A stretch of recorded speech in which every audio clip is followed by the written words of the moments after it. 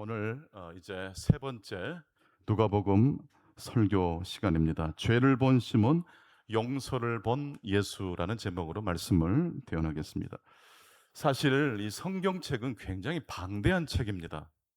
그래서 창세기부터 시작을 했는데 레위기쯤 도착하면 다들 절망하고 슬그머니 도망치기 시작합니다. 또 레위기를 통과했다 할지라도 성경 말씀이 워낙 방대하다 보니까 성경을 읽다가 길을 잃을 수가 있습니다. 성경을 읽되 그 성경 말씀을 잘 파악하면서 읽는 방법이 과연 무엇이 있을까? 여러분 궁금하지 않으십니까? 뿐만 아니라 성경이 우리의 삶에 주신 하나님의 텍스트라면 우리 인생이란 텍스트도 굉장히 중요하지 않습니까? 인생을 살아갈 때 어떻게 하면 길을 잃지 않고 또 성경을 읽을 때 어떻게 하면 길을 잃지 않고 성경을 읽고 인생을 읽을 수 있을 것인가? 제가 한 가지 팁을 드렸습니다. 한 문장만 있으면 돼요. 그게 바로 누가복음을 읽을 때, 성경 전체를 읽을 때, 인생을 읽을 때 나침반처럼 사용할 수 있는 문장이라고 말씀드렸습니다. 바로 그 문장은 이런 내용입니다. 하나님은 늦지 않는다. 다만 어떻게 오신다? 다른 길로 오신다입니다. 이 문장이 암송이 되면 좋겠어요. 네. 그래서 늘 성경을 읽다가도 또 친구를 만나거나 어떤 어려운 일을 만났을 때 나도 모르게 튀어나왔으면 좋겠어요. 하나님은 늦지 않고 오신다. 다만 내가 생각하지 못했던 다른 방법과 길로 오신다라는 것을 기억하셨으면 좋겠습니다. 그래서 우리는 늦게 오지 않고 늘 도착해 계신 하나님, 또 다른 길로 오신 하나님을 만날 수 있어야 합니다. 예수님은 베드로가 텅 빈 그물을 씻고 있을 때 찾아오셨습니다. 문자적으로 보면 늦게 도착하신 것처럼 보이지만 이건 하나님의 의도적인 방법이었습니다. 일이 잘 안 풀릴 때 하나님 우리에게 찾아오실 수 있습니까? 없습니까? 있습니다. 풍성할 때도 하나님 찾아오시지만 인생의 기근이 찾아왔을 때 더 강력하게 하나님을 만날 수 있습니다. 두 번째, 예수님은 많은 사람들이 말씀을 듣고 싶어서 또 병을 치유받고 싶어서 몰려들었을 때 신기하게도 늦지 않게 광야로 후퇴하셨다라는 말씀을 지난주에 말씀을 통해서 확인했습니다. 늦지 않게 도착하실 뿐만 아니라 우리 예수님은 늦지 않게 후퇴하시기도 합니다. 오늘은 세 번째 말씀입니다. 오늘 신약의 본문을 보니까 그 배경이 예수님께서 한 바리새인 시몬이라고 하는 그 바리새인 집에 초대를 받으셔서 그 집에 늦지 않게 도착하신 이야기로부터 출발합니다. 시몬의 초대를 받고 예수님은 늦지 않게 그 집에 도착하셨습니다. 그런데 예수님께서 막상 시몬의 집에 도착하고 보니까 당황스러운 일이 기다리고 있었습니다. 하인들이 초대받은 손님들에게 발을 씻겨주고 또 향수를 뿌려주는데 예수님이 도착하셨는데 불구하고 하인들이 거들떠 보지도 않는 겁니다. 얼마나 뻘쭘하셨겠어요. 예수님을 초대한 시몬이 일부러 무리하게 그런 행동을 했을까요? 저는 상당히 그럴 가능성이 높다고 생각합니다. 많은 사람들에게, 특별히 손님들에게 기본적으로 제공했던 서비스, 발 씻을 물, 그리고 환영의 입맞춤, 존경의 뜻을 담은 향수를 다른 초대받은 손님들에게 다 제공했는데 예수님이 도착했을 때 향수가 떨어졌을 리가 없고 물이 떨어졌을 리가 없는데 기본적인 환대의 제공을 하지 않았다는 것은 상당히 의도적인 그러한 이야기였다는 것을 미루어 짐작할 수 있습니다. 그렇다면 예수님께서 왜 나에게 이렇게 무례하게 행동하느냐, 환대하느냐라고 하시면서 그 자리를 박차고 나오셔도 별로 이상하지 않았을 상황이라는 것을 염두에 두시면서 오늘 설교 말씀을 경청하시면 좋겠습니다. 누가복음 3장 7장 37절 말씀 같이 읽겠습니다. 시작. 한 바리새인이 예수께 자기와 함께 잡수시기를 청하니 이에 바리새인의 집에 들어가 앉으셨을 때에 37절만 읽으면 당연히 발도 씻겨줬을 것 같고 향수도 뿌려줬을 것 같고 환영의 입맞춤도 예수님이 받으셨을 것 같은데 44절로 46절까지의 내용을 보면 전혀 그렇지 않았다는 것을 알 수 있습니다. 그렇지만 예수님은 그 자리를 박차고 나가셨나요? 나가지 않으셨나요? 나가지 않으셨어요. 여러분 혹시 불편한 자리에 계속 앉아 있을 경우가 있잖아요. 환영받지 못한 곳에 내가 덩그러니 나 혼자만 앉아 있고 다른 사람들은 막 즐겁게 있는 자리에 간혹가다 그럴 경우가 생기잖아요. 예수님이 바로 그러한 입장에 놓여 계셨던 것입니다. 그렇지만 예수님은 그 자리를 떠나지 않으셨어요. 시몬이 준비한 식탁에 비스듬히 앉으셨습니다. 이스라엘 사람들은 밥을 먹을 때 이렇게 넓은 낮은 탁자를 준비하고 이렇게 비스듬히 누운 자세로 이렇게 식사를 했다고 합니다.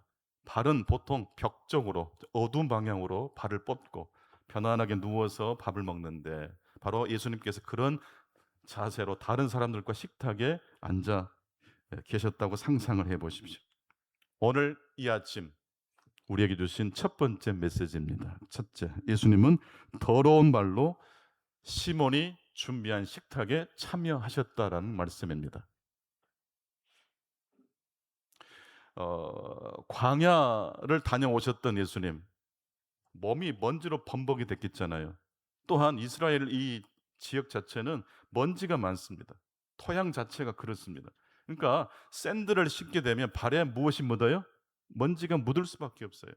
그래서 당연히 어느 가정에 초대를 받으면 발부터 씻어야 되는 것입니다. 그런데 예수님의 발은 여전히 씻겨지지 않는 더러운 상태에서 식탁에 참여하셨다라는 것입니다.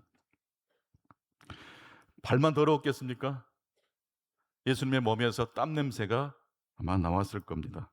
불쾌한 냄새가 흘러나왔을 겁니다. 이때 이런 예수님의 모습을 그 식탁에 참여한 사람들이 아마 어떤 표정으로 보았을까 상상을 해봅니다.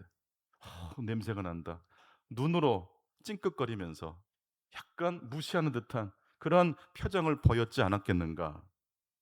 그래도 예수님은 그 자리를, 그 식탁을 떠나지 않으십니다. 이때 예수님이 과연 어떻게 하셨길래 그 불편한 자리에 계속 떠나지 않고 계셨을까라는 것입니다.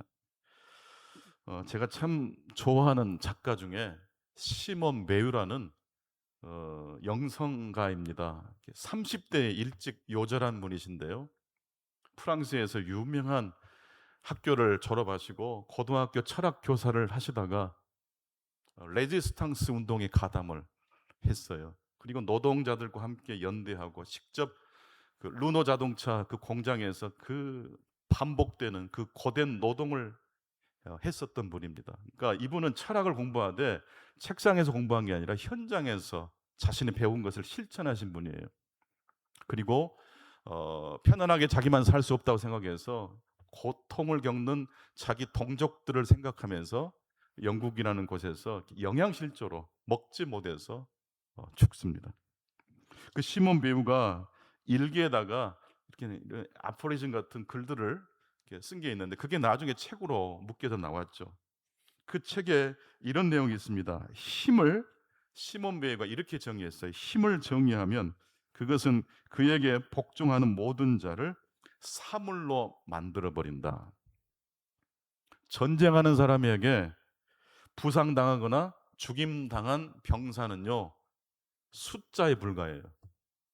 사물로 퉁쳐버려요. 한 사람의 얼굴 인격을 보지 않아요.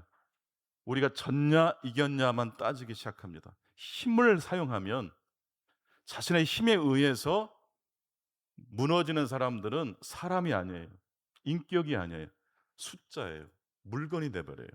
그런데 시몬 베요는 더 나아가서 그렇게 힘을 가진 자가 힘을 휘두를 때 사람들이 사물로 변하는 건 당연하지만 더 나아가서 그렇게 힘을 휘두르는 사람도 사물로 변질된다고 말합니다. 힘을 휘두르는 사람 역시 뭘로 변해요? 사물로 변해요. 인격적인 사람에서 괴물로 변한다는 뜻이에요. 히틀러가 그랬고 나치가 그랬죠. 때문에 이 시몬이 준비한 식탁에 예수님이 발도 씻지 못한 채 불쾌한 냄새를 풍기면서 앉아 있어요. 여기서 누가 힘이 강한 자입니까? 시몬이죠. 물을 떠서 발을 씻겨줄 수도 있고 그 기본적인 서비스를 제공하지 않을 수도 있는 사람이 누굽니까? 시몬이잖아요. 초청한 사람이 힘이 있는 거예요. 예수님은 가만히 있을 수밖에 없어요. 그래서 예수님은 시몬에게 있어서 사물이에요. 물건이에요. 그런데도 불구하고 예수님은 그 힘든 시간을 견디고 계세요. 어떻게 하셨길래 그 불편한 자리를 버티고 계셨을까? 시몬 벨과 창조에 대해서 이렇게 또 이야기합니다. 창조는 신이 존재하기를 그만두는 행위다. 신이 물러남으로써 세상이 들어설 자리가 생겼기 때문이다. 여러분, 창조주 하나님이 사실 이 세상을 창조할 필요가 있었습니까? 없었습니까? 뭐가 외로우시거나 불편하셔야지 뭘 창조하죠. 예수님, 하나님은 스스로 만족하시는 분이잖아요. 근데 하나님이 세상을 말씀으로 어떻게 하셨어요? 창조하셨어요. 창조가 되려면 이 세상으로 가득 차 있는 하나님이 이 세상 가운데 빈 공간을 허용해 주셔야 돼요. 이게 창조의 비밀입니다. 손님을 초대한다는 것은요, 내 방, 내 집에 한 공간을 손님에게 제공한다는 뜻 아닙니까? 이리 오세요. 불편하지 않게 제가 물도 제공해 드리고 향수도 뿌려 드릴게요. 음식을 조촐하게 준비했으니까 마음껏 드십시오. 이게 진짜 환대잖아요. 근데 시몬은 예수님을 초청해 놓고 예수님을 불편하게 만들어요. 힘을 휘두르고 있어요. 그래도 예수님은 그 자리를 박차고 나가지 않으십니다. 왜 그러셨을까요? 바로 이 시간 예수님은 가만히 계신 게 아니라 자식이 자신을 비우시고 계셔요. 창조주 하나님이신 그 예수님께서 시몬의 초청을 받고 불편한 자리에서 자신을 어떻게 하셨다고요? 비우셨어요. 그런 좀 부족한 미숙한 사람들이 예수님을 그렇게 해도 예수님은 아랑곳하지 않으신 거예요. 왜냐하면 자신을 주장한 게 아니라 자신을 비우셨기 때문이에요. 누군가 여러분 대화할 때 그 사람이 말이 끝나기 무섭게 내가 하고 싶은 말을 생각하는 것 잠시 멈추고 그 사람의 말을 조건 없이 관계없이 판단하지 않고 들어보시기 바랍니다. 엄청 어려운 거예요. 엄청 힘들어요. 근데 5분만이라도 그렇게 하게 된다면요, 그 순간 그 사람과 내가 있는 자리에 공간이 생겨요. 빈 공간이 생겨요. 그리고 그 비공간 안으로 오해가 풀리고 사랑이 들어와요. 예수님께서 불편한 시간을 견뎌내셨어요. 판단하지 않고 해석하지 않고 가만히 계셨어요. 수동적인 기다림이 아니라 능동적으로 자신을 비워내신 거예요. 그랬더니 무슨 일이 생겼을까요? 예수님의 그 더러운 말, 냄새나는 그 모습으로 시몬의 식탁에 불편하게 앉아 계신 그 모습을 한 여자가 보았어요. 예수님 당시에 그 가구의 구조는요, 담이 없다고 생각하시면 돼요. 그리고 문도 항상 거의 열려져 있는 상태니까 지나가는 사람들이 그 집 안을 다 들여다볼 수 있어요. 지나가던 한 여자가 예수님이 시몬의 집에 초대받았다는 소식을 듣고 살짝 들여다봤는데 예수님의 모습이 어떤 모습이었어요? 발이 씻기지 않은 모습, 더러운 발이었어요. 그 모습을 본 거예요. 그 모습을 보자마자 이 여자가 죄 많은 여자라고 오늘 본문은 설명하는데 창기였을 가능성이 매우 높은 이 여자가 불쑥 경계를 넘어서 시몬의 집으로 들어가 누구 곁으로 다가갑니까? 예수님 곁으로 다가갑니다. 무엇 때문에 이 여자가 예수님 계신 곳으로 초대받지도 않았는데 도착했을까요? 예수님의 깨끗한 발이 아닌 예수님의 어떤 발을 보고? 더러워진 발을 보고 용기를 내서 들어간 거예요. 그렇게 해서 이 여인이 늦지 않게 예수님 계신 곳으로 도착했습니다. 깨끗한 예수님이 아니라 더럽고 냄새를 풍기시는 예수님 때문에 그 모습을 보고 다른 사람들은 코를 막고 불편한 신용을 했지만 한 여인, 죄 많은 여인은 그 모습을 보고 예수님 계신 곳으로 자기도 모르게 들어와 버린 거예요. 누가복음 오늘 본문 37절과 38절 말씀을 읽겠습니다. 시작.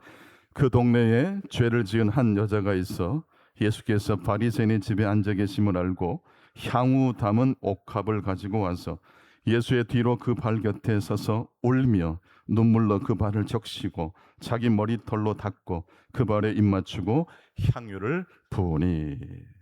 예수님께서 억울하셨겠고 불편하셨겠지만 그 상황을 인내하시고 판단을 유보하고 자기를 비우시는 그 시간 동안에 시몬의 집에 공간이 생겼어요. 정결한 사람만 초대했던 시몬의 집에 부정한 사람도 들어올 수 있는 새로운 공간이 창조된 줄로 믿습니다. 예수님의 더러운 발 때문에 여인이 들어왔어요. 그리고 그 여인은 자신을 비우시고 자기와 같이 더러워진 발로 식탁에 묵묵히 인내하며 기다리고 계신 그 예수님을 향하여 눈물을 흘리고 가장 소중하게 아꼈던 향유를 붓고 자신의 머리털로 예수의 발을 닦아 주었다라고 말하고 있습니다. 예수님은 시몬의 초대를 받으셨지만 또 역설적으로 예수님께서 이 죄 많은 여인을 초대하신 사건이 오늘 본문의 내용입니다. 내가 씩씩하고 힘이 있을 때 내 주변에 있는 사람도 소중하지만 내가 연약했을 때, 넘어졌을 때 내 곁에 들어오는 분들도 계시거든요. 나의 연약한 모습을 보고 들어온 사람이 있어요. 나의 연약한 모습, 깨어진 모습을 보고 하나님의 은혜를 경험하는 사람들이 있을 줄로 믿습니다. 그래서 강함만 아니라 약함을 자랑할 수 있어야 합니다. 시몬은 예수님을 판단했습니다. 이래도 당신이 버틸 수 있습니까? 하지만 예수님은 창조주 하나님이시지 않습니까? 그 시간 판단을 내려놓고 그 자리에 계심으로 공간을 만드셨고 그 공간 안으로 죄 많은 한 여인이 들어올 수 있게 하셨습니다. 마지막 세 번째, 그러므로 우리는 어떤 상황 속에서라도 변화를 일으키신 하나님을 바라볼 수 있어야 됩니다. 셋째, 우리 이 말씀 같이 읽겠습니다. 시작. 허물을 벗지 못한 뱀이 파면하듯이 의견을 바꾸지 못하게 가로막힌 적신도 마찬가지입니다. 여러분, 뱀이 뭘 벗어요? 허물을 벗는다는 건 뱀이 계속 생존한다는 뜻이죠. 근데 어느 순간 허물을 벗지 못하면 그날로 뱀은 죽습니다. 뱀만 그럴까요? 사람도 마찬가지예요. 우리는 보통 어떤 판단을 하면 영원할 걸로 생각해요. 이게 시몬이 잘못 내린 판단이기도 합니다. 이 여인은 죄 많은 여인, 끝. 그러나 이 여인을 바라보는 예수님은 이 여인도 용서받고 다시 회복될 수 있다라고 판단하셨던 것입니다.